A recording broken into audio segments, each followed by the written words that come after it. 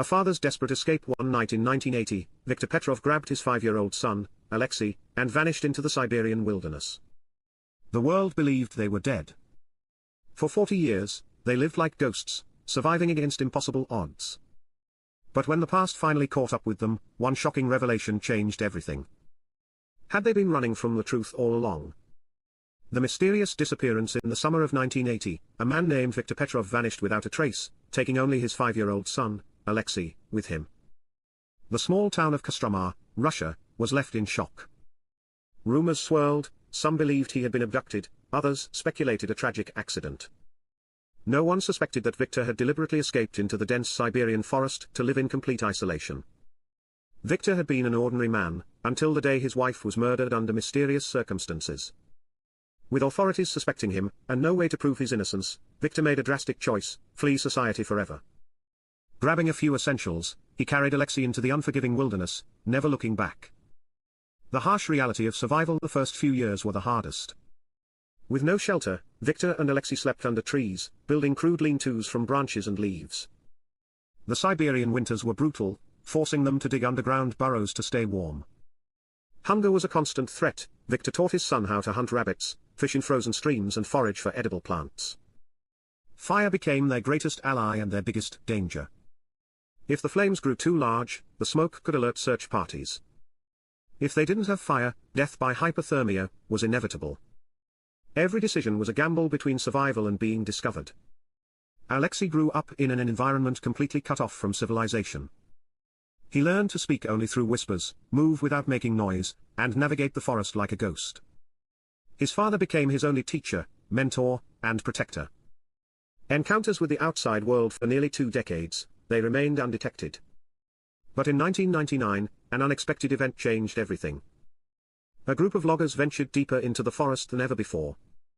One evening, Viktor and Alexei heard distant voices, a sound they hadn't encountered in years.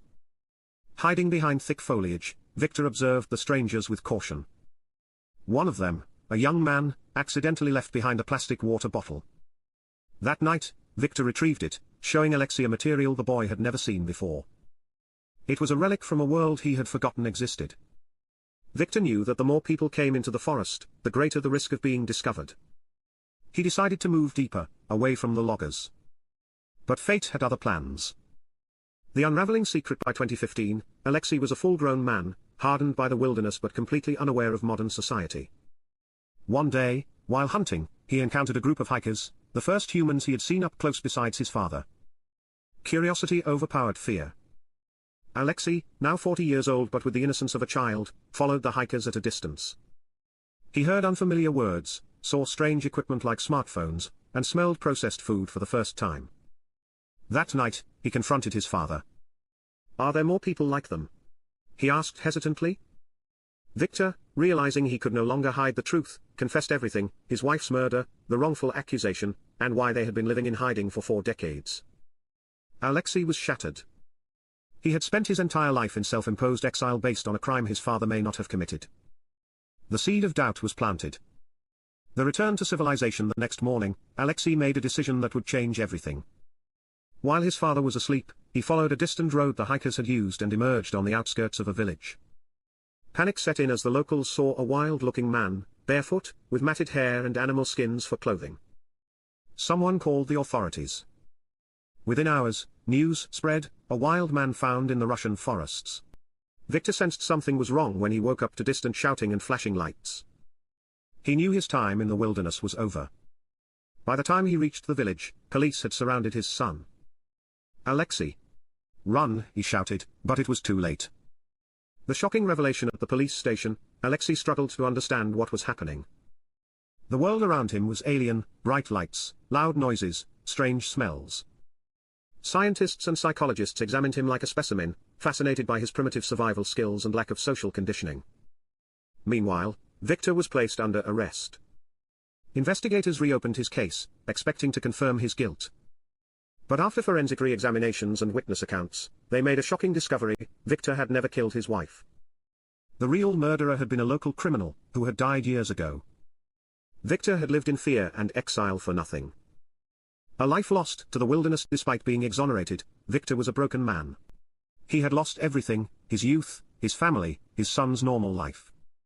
Society had moved on without him. He no longer belonged to civilization. Alexei, on the other hand, faced an even greater challenge. Though physically a man, his mind had been shaped by isolation. He struggled to understand basic technology, human interaction, and social norms. Learning to live in society was harder than surviving in the wild. Some saw him as a fascinating case study, others pitied him. But deep inside, Alexei longed for the only home he had ever known, the forest. The inevitable choice. A year later, Alexei made a decision. One night, he disappeared from the town. Authorities searched, but he was never found. Rumors spread that he had returned to the forest that raised him. Some believe he is still out there, moving silently through the trees, a ghost of the wilderness.